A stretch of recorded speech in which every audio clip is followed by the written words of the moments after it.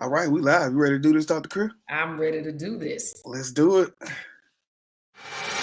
It's time for another episode of the Daily K Podcast on KTTV.com with your host, Kendrick Thomas. Bridging the gap. Here's KT. What it do, KTTV? This is KT, and I'm coming at you live with another episode of the Daily K Podcast. And on today's episode, I brought a vet in the game in the building. We got Area Superintendent of Alief ISD, Dr. Cecilia Crear. How you doing today? I am doing amazing. I really appreciate this opportunity to talk to you guys today. Look, like I said, we was off. This just like a master class with so much experience, so many accolades, just in the game of just caring about educators, leaders, and also young adults for so long. So looking forward to the conversation, everything you got to bring tonight. All right. So before we do that, though, I always like to do a check-in because we know it's been crazy in these streets. Mm-hmm. So how are you? And how have you been doing during the pandemic, both, I guess, personally and professionally? Well, I'm adjusting. Mm-hmm. I think at one point, personally and professionally, I felt very much like a caged bird. And I'm one of those people that I need to fly. Yeah. Right. So when I feel caged in, it's just, I guess a level of anxiety. Specifically when, COVID and the pandemic first started, it was very, very difficult to make that adjustment. But I think that I have, what we do as educators all the time is adjusting, right? Most definitely. We do that because that's what we do. So up to this point, things have been good. Of course, there were some, like I said, some, how should I say it? Some valleys. Hey. Right. Okay. There were definitely some valleys throughout this pandemic, and you still will see some of the effects of it. Mm-hmm. But I think I've adjusted pretty well and trying to, just kind of get back to some sense of normalcy. I'll tell you one thing about them valleys. They definitely make you enjoy those peaks. Oh, indeed. I always tell my friends, look, man, how are you setting yourself up? That was one of my favorite books in college, Peaks and Valleys. Oh, yeah. I keep it in the office and say, look, hold this if you struggle. Exactly. So as I learn more about you, just looking at the dissertation from 2013, shout out, congratulations for the Walk of Fame. Oh, thank you. So like I said earlier, it's clear to see that you've been dedicating your work to changing the lives of young adults and school leaders. So as I look through all of the experience in secondary education, what really prompted you to lean toward that love? Well, I kind of have to give you some history, if that's okay. Sure. I did not go to school to become an educator. I graduated from Willow Ridge High School, and I went to Prairie View A&M University, and I majored in electrical engineering technology, okay? And I went that route because I was good at math.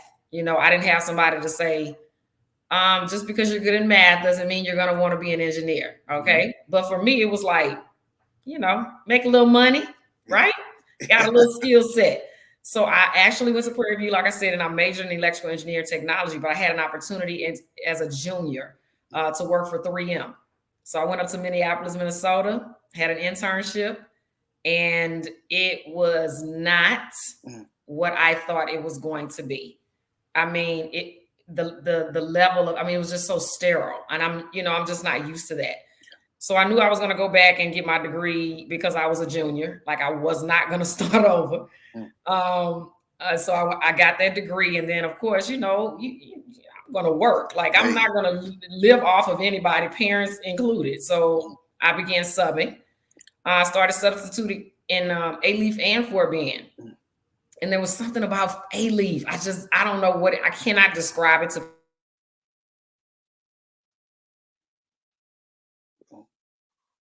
that technology, y'all. Started at there we go. Started at Hastings High School and Elsick High School. Come on now. After having a little short stint at Ollie Middle School, I knew middle school was not my spot. Okay. My personality is much more geared toward a high school atmosphere. So, like I said, I became a sub. I went back and forth between Elsick and Hastings and became a teacher. at LSIC, where I went through the temporary certification process. Yeah. Obviously, I had enough math hours, right? I was an engineering major. So went through that process, became a math teacher, loved it. I've loved every part of my career. So I was a math teacher for 6 years, and then I became an assistant principal at Taylor High School. I was in that position for 5. And then I became an associate principal of instruction at Taylor High School. I was in that position for 5 as well. And now let me just tell you, and I want anybody out there to not allow, I guess, what people think is normal to deter you from whatever goals you have. Because what's normal, or what people would call normal, is that you have to go, exactly, air quotes, you have to be a middle school principal before you can be a high school principal. Like, you just do. Well, that wasn't the path God had for me, right? I went over to, first of all, I didn't even think I was going to get the job in Fort Bend. I just knew it was time for me to sit behind that interview table, because you get rusty. So, sit behind the interview table and kind of sharpen your saw. And I clearly, I guess my saw was sharp, because it was literally the next day where they were calling for me to become the principal at Bush High School. So my career the entirety has been high school. And I just love, I said, that atmosphere, because you get to, you still get to see kids grow, even though, for most people, they think, oh, that's the big kids now. Well, they're still kids. But you get to see them from 9 through 12. You get to experience that extracurricular, which is where you really get to build connections with kids. And so for me, high school, it was my spot. And it was written. It was written. It was written. That's cool. Oh, man. And just thinking about that math, as I put the flyers out, it was so many people saying, oh, that was my math teacher. Yes. I say, oh, man, that is cool. But, it's nothing like being able to see students. Like, some of these people work in the district. So, just coming back and saying, hey, I remember. Absolutely. Absolutely. I'm thinking I have 17 schools. I have two hands, the kids that I've actually had at some point in my career, and they leave. Wow. 2 hands, at least 2 hands. So it's a beautiful thing. Let's see here. Who was that? Miss Maturo. Yeah, she said Elsie. She shouted out. Yes. I can shout all of them out, right? I'm a bear, I'm a ram, and I'm a lion, right? Come on now. So tonight, I wanted to lean a little on that knowledge, just to talk to school administrators, and even high school administrators specifically, for the present and future. Okay. And looking at the work, the key factor to individual school success is the building principle. Absolutely. As we know, they set the tone as the school's educational leader, enforce the positive, convince the students and the parents and teachers that all children can learn and improve academically. As a successful former principal, how did you intentionally convey this message to all stakeholders? Okay, so a little bit more about my career. I didn't intentionally know what I was doing until this part was done. So remember, I told you I started at Hastings as a sub, right? David Holmquist was the principal at that point. And David Holmquist made me feel like I was a staff member, right? He made me feel like he saw me, in other words. Okay, so that's to me culture, right? That's a building of culture. So when I went over to LSIC, I had a math team leader who helped me as a first-year teacher figure out what, the right way to go, the wrong way to go. So again, intentionally, not until I got a little further in my career did I recognize that I was taking some of these things with me, if you will. When I became an assistant principal at Taylor, Manette Schaller was my principal. She was the first principal that I felt like knew how to build relationships with the kids. Like, the kids would move and navigate themselves differently because of her, right? She had that kind of rapport and relationship. Then I worked for Walter Jackson, right? Walter Jackson is about high expectations, accountability, but always students first, right? That's how we moved. So when I went over to Bush, I sort of packaged all of those things together right? And then I added my own little piece to the culture, if you will, or I added culture to that whole package. And for me, I used to have a little presentation. I call it doing it for the culture, right? And there's what I would say are 4 ingredients that I used. And these were intentional. The first thing for me is vision, right? If you don't have vision, where are you going? Okay. So as the leader, you have to establish what your vision is, because everything you do is going to anchor to that vision, right? At Bush High School, when I was there, it was success and nothing less. That was the vision for every single kid that walked in the doors. My expectation was that we added value to every kid.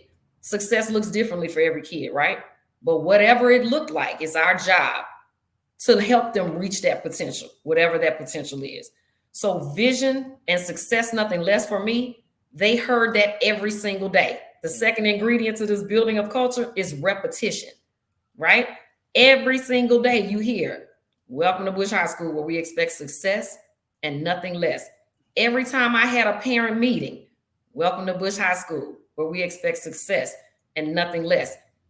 Anytime I had kids in front of me, freshman orientation, welcome to Bush High School, where we expect success, nothing less. And I would go into what that really meant, right? Because I strongly believe that in every decision I made was about whether it was going to help kids be successful, because it's nothing less will do, right? So for anybody that's out there, your vision, I wanted when I left Bush and when I was, I guess, entering Bush, I wanted it to be a school that I wanted my own kids to go to. Okay. So a part of my upbringing is that structure, right? So the high expectations and accountability came very naturally for me. It was, I don't know, like I said, it was natural for me to give people expectations. And as you do that, you can't just give expectations. You got to circle back and inspect, right? And you have to have those hard conversations when expectations are not being met. So I would say vision, right? Repetition, that's the second ingredient. The third ingredient for me was visibility and presence. Oh, Dr. Crear was everywhere, right? Because I'm expecting you to still meet this vision when you're on the track, when you're on the field, when you're at McDonald's, right? All of the places that you go, you represent Bush High School. And that was something that, again, repetitious. Every time I had kids in front of me, that's what they heard from me. I would give them examples and I would talk to kids, right? When they're in high school, they need their principal to talk to them. I would tell people there's no way the kids don't know who their principal is. If they don't know me, that means they just got here yesterday. Yeah. Because, right, I'm in the mix. Yeah. And to make sure every kid knew who I was, I would orientate them no matter when they started. If they started February 2nd, I had an orientation with them in my office for them so that I could explain to them how we do it, right? That's culture. This is how we do things at Bush High School. The last piece of that puzzle, or the last, I guess, ingredient is relatability. And so a lot of my culture building was with kids because it was more of them than it was of us. So if I could get kids to understand the vision and the culture and what we were trying to do at Bush, we couldn't lose, right?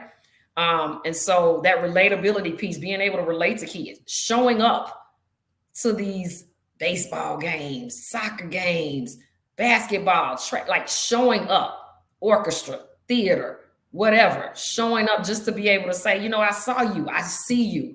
Kids, they respect that, right? And so they know that the things that I was asking them to do was in their best interest. And so they jumped right on. It wasn't a hard dib for me, if you will. Mm-hmm. Now with adults are very different. Yeah.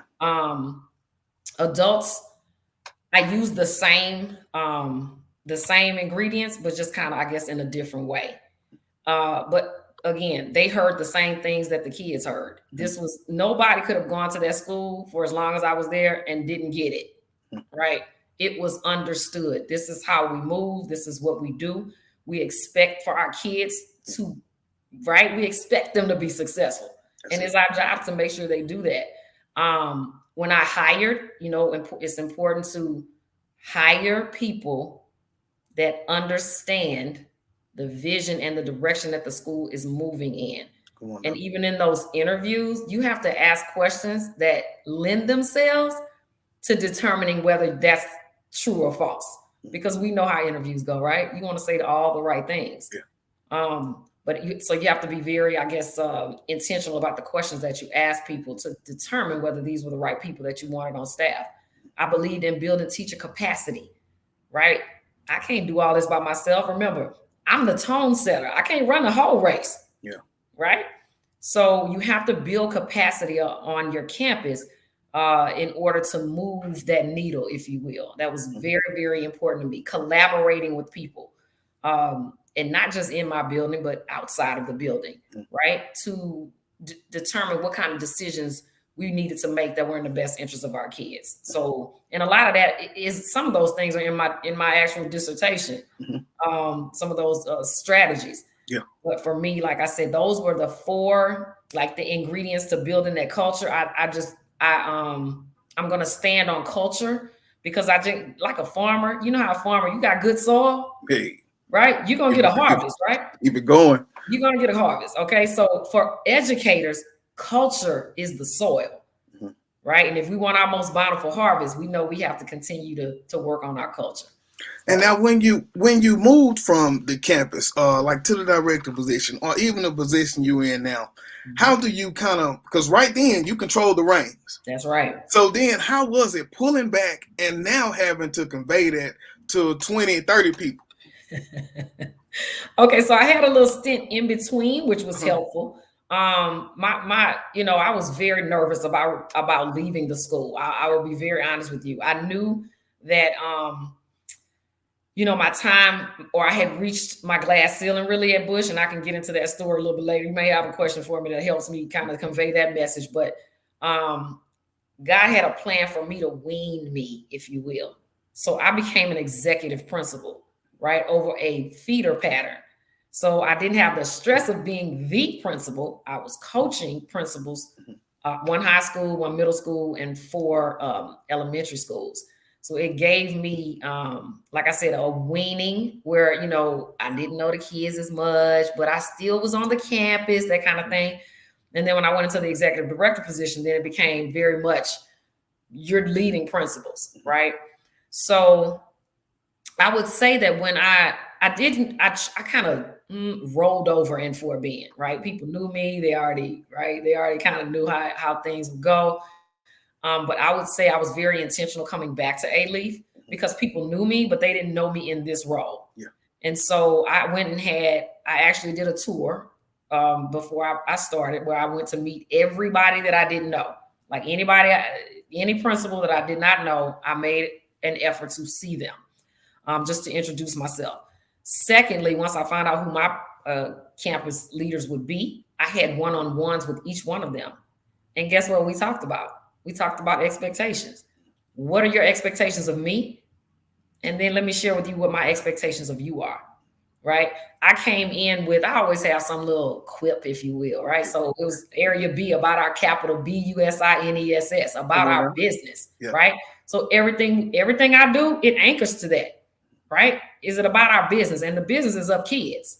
The business is of making sure our kids get the educational experiences that they deserve at the end of the day. So those are things that it's on my signature. It's something that I say all the time. The principals have gotten used to that as well. We did a retreat just so we could kind of bond as a team. And so they could again see me in the light of, I'm leading you as the leader of your building, right? I'm trying to build that culture just between the area, which is more difficult because you're dealing with principals from middle school, high school, elementary, right?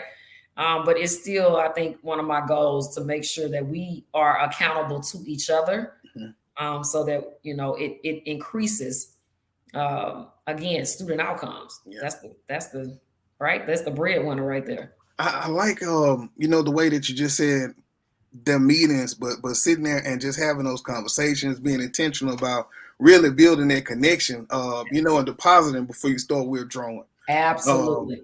I watched a video last night, and it was a guy talking about his organization. And so he was walking on the side of the guy, and he was like, okay, we'll speed up a little or slow down. And so then he said, okay, now stop, face me. And then he put his hands and started pushing, so now they're pushing back. So he said, look what happened. As long as he felt that I was walking right with him, I got him to do anything that I wanted him to. But when I got ready to push on him and he felt that I was pushing, he started pushing back. And he said that's how it works inside the organization. Absolutely. Absolutely. Man. And you know this, relationships are everything, right? It's the foundational core of what we do. Yeah. So that's important. And for me, it was, I don't know. I think some people thought I was just driving around to be driving around. I'm like, no. I'm doing this. This is very much intentional. So you can see me as for who I am, and I can see you for who you are. Yeah. And again, I'm very, I guess, I'm so passionate about student outcomes that sometimes I do probably need to slow down in order to speed up. Yeah. But that could be a pro and a con for me. I'm just, again, I just believe that our kids deserve the very best. And if that's not happening, it makes me feel some kind of way. Now, I was going to say one big part of that, though, is what you talked about in the dissertation about the training, right? And absolutely. So the quality of training principals receive prior to taking that position and the professional development they receive throughout their career is a major factor in their success. As we look at leading in 2022 through almost an evolution of education, how important is it that the district follow through on that statement? And through your experience, what areas of development should those beginning principals or beginning high school principals start to look at to connect with their buildings? So leadership development is so important. I'm kind of glad you asked this question, because when I think back on my career and the first day I sat in that seat with my stomach bubbling over, right? Not really knowing what it was about to be like to be a principal, because I think a lot of people look at whoever that person is in the seat and think, oh, I can do that, right? That's right. They do. But I had lots of exceptional mentors. And so again, I was able to formulate sort of a template for what this should look like.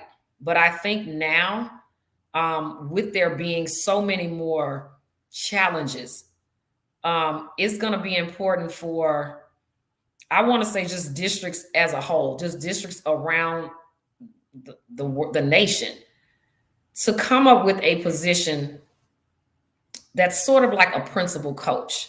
Okay.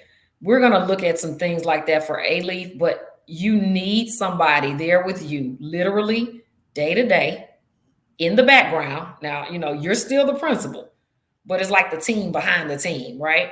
You need somebody there with you on the daily to help guide you, at least for the first semester. If the world were mine, that would be what I would do. Have somebody there the first semester, and then that second semester kind of, do that gradual release. Because I think we all take from our experiences. But sometimes those experiences don't translate over into what leadership needs to look like for a specific campus. So again, if the world were mine, I would have somebody that has, some credibility, that's done that job before, to actually sit with that person. Because as an assistant soup, area soup, it is very difficult to get to sit and really coach principals that need support with leadership development because of everything else that's happening. There's this thought process that you have all the time in the world, and you really don't. No. So, you're like that big umbrella, but you need somebody that has the little umbrella standing beside principals. So you do what you can in the area superintendent role. Yeah. But I would say, the first thing for anybody, because I've seen way too many leaders that do not have vision. What do you want? Right? If you don't have vision, you are anchoring to absolutely nothing. And you are literally like drowning probably, and just grabbing for anything you can grab for because you don't have an anchor. Your vision is your anchor. That is the first thing you have to have. You have to have an entry plan. What are you going to do the first 30, 60, 90 days? Like really sit down and think about that. And that's what that principal coach could help new leaders with. What happens when, right? They have that person there that can help them kind of navigate that situation. Our schools are in such challenging times with this learning loss and how do you get it all done? There's an art to delegation that our new leaders have to have some sense of, if you will, because you can't do it all. Again, you're the tone setter, you're the first leg, but you cannot do it all. You have to learn to delegate things so that things can get done and get done with fidelity. Because of course you're supposed to be in PLCs. Of course you're supposed to be in these planning meetings, right? You're supposed to be everywhere, but you can't be everywhere.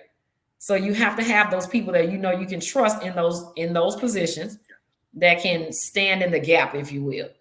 But that, like I said, that first thing, that vision, you must have a vision. You must have expectations, and people have to know what they are, right? You can have them all day long, but if you don't articulate what your expectations are, again, you're going nowhere. So articulating those expectations, but also following up, the whole inspect what you expect. What you expect. Right. I would say you have to learn how to build culture. What kind of culture do you want on your campus? Right. And you have to build it. Culture is so easily destroyed. Culture vultures. So easily destroyed. But it's very difficult to start from foundation up. So you have to really determine, where you are in that, in that particular building, and what you want your culture to look like. And culture, just like Rome wasn't built in a day, neither was culture, right? You have to trust the process and the things that you put in place. Most definitely. And thinking about those leadership models, from instructional leadership, shared leadership, transformational leadership. I think about my friend Dr. Snow, his Transformational Leaders Network. So I was like, okay, Doc, thank you, slick. Yeah. But which one of these models most fit you as an administrator? And have you shifted from when you were in the classroom to now leading administrators to a different model? Yeah, I think so. I think that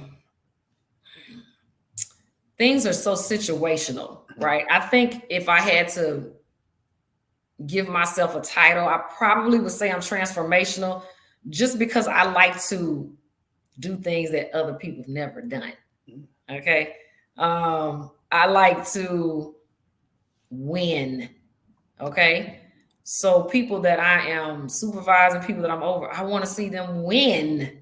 Right. And sometimes you have to transform some practices on those campuses in order to get to first place in that race. So I would say, probably generally speaking, more transformational. I was an associate principal of instruction, so instructional leadership is, right there. Right? People have to see you as being credible and knowing what best practices look like. You don't have to know everything about math, science, English, social studies. What you need to know is best practices. What's going to help kids get the results you're seeking, right? And that it's across all content areas. I would say you named what's another leadership? So we got instructional, shared, teacher, and distributed. Okay, shared leadership for sure. Again, that's that art of delegation. I worked under, like I said, Walter Jackson, and he is a master. Okay, a master of delegation. So shared leadership for sure, because you cannot do it all.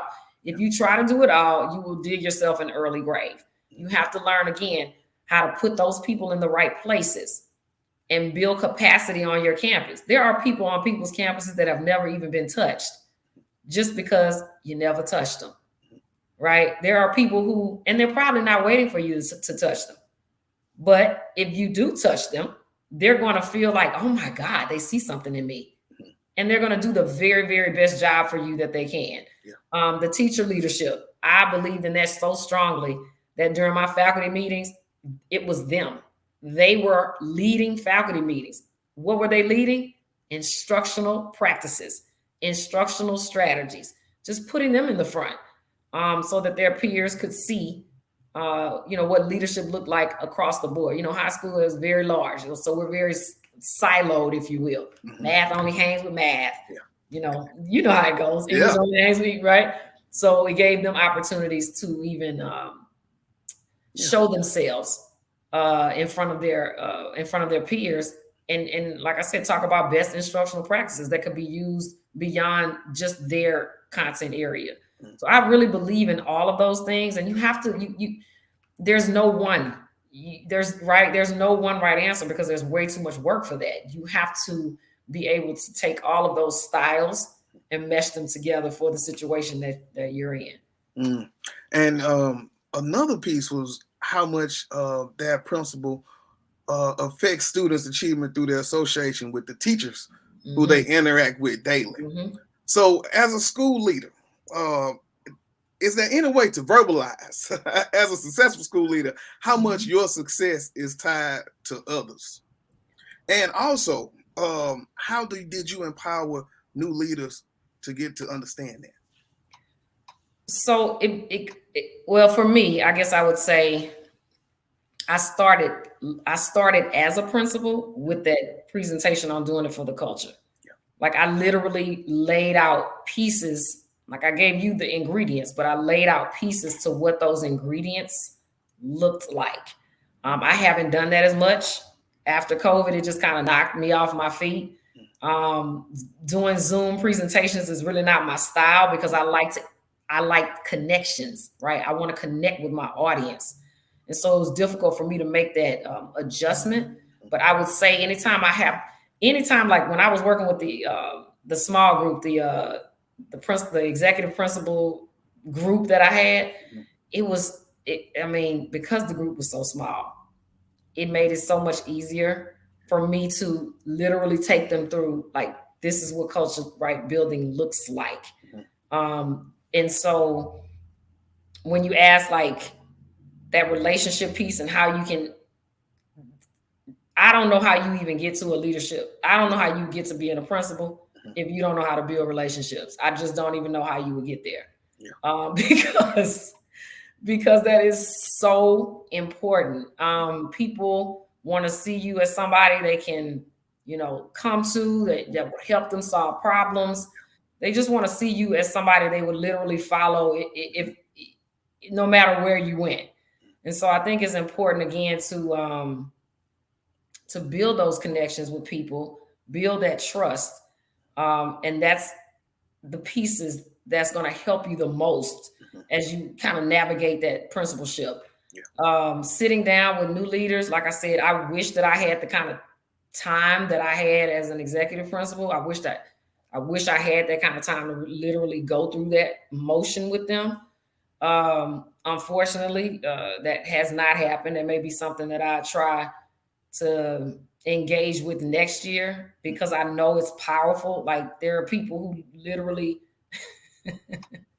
they literally leave that session and they feel like a totally different person, because I'm giving them nuggets that they can actually use, things they can actually take back, things that work, right? Mm-hmm. But of course, I would say this as well, as a new leader, for those listening, you have to listen and you have to be open to suggestions, because when you're a new leader, you don't know what you don't know. Mm-hmm. And so it's important to listen and take feedback from those that are giving it to you in the moment, right? And, of course, you process it and you try to put it to work. But that's very, very important as a new leader. I've seen the demise of new leaders because they come behind somebody and they think that they can do better than what the person that was before them did. Well, you may, but you're not going to do it year one, right? So it's important to stay humble in that respect and learn along the way. Yeah. I would say to you, your tribe should be people that are resourceful, or you can call on them, when you need to. As a new principal, I think it's very important to surround yourself with people who are going to not just agree with you every time, but give you some real, real life. No, that's not the route you need to take. So I would say that as well. New principals coming in.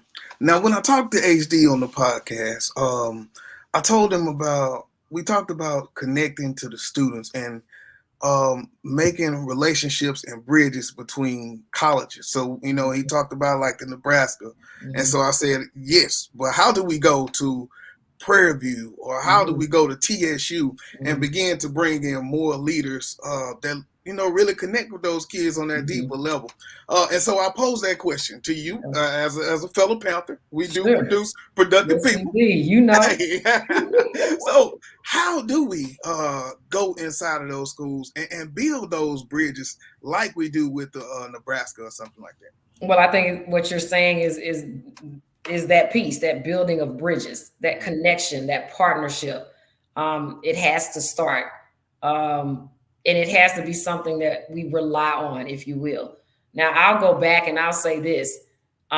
This is really not a new subject.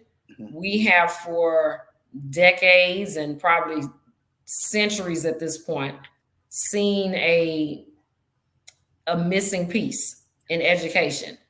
And I'll just speak and say with African American males, our kids need to see that. So before we even get to the university, we have to determine how or what it is we're going to do to even attract people to our field.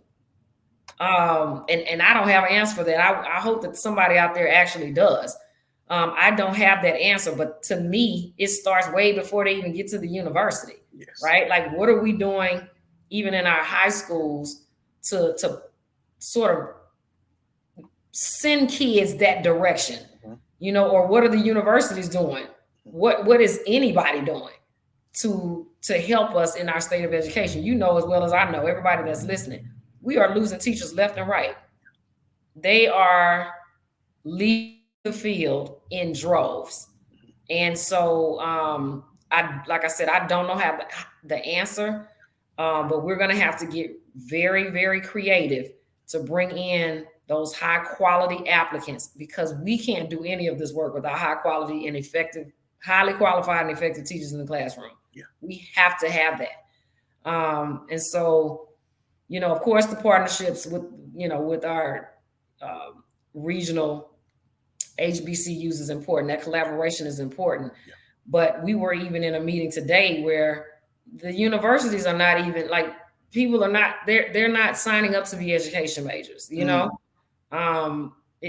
we're in a very difficult spot. And like I said, I don't know the answer to this. People always say, oh, more money. Well, I don't know about that.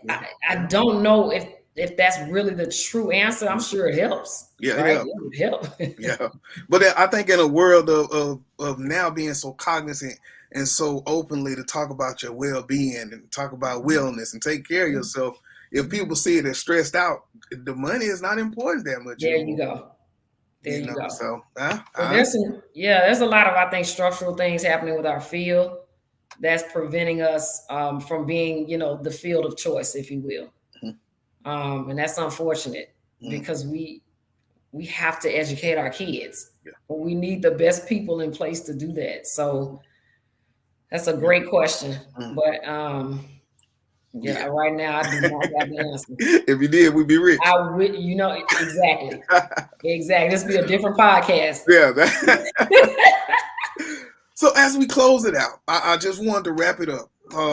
Standard practices that school leaders, regardless of the context, must focus on, or focusing on the goals and the mission, maintaining a school-wide focus on critical instructional areas, some important instructional improvement by supervising the teaching and learning process, monitoring school and student progress, and communicating expectations for high performance.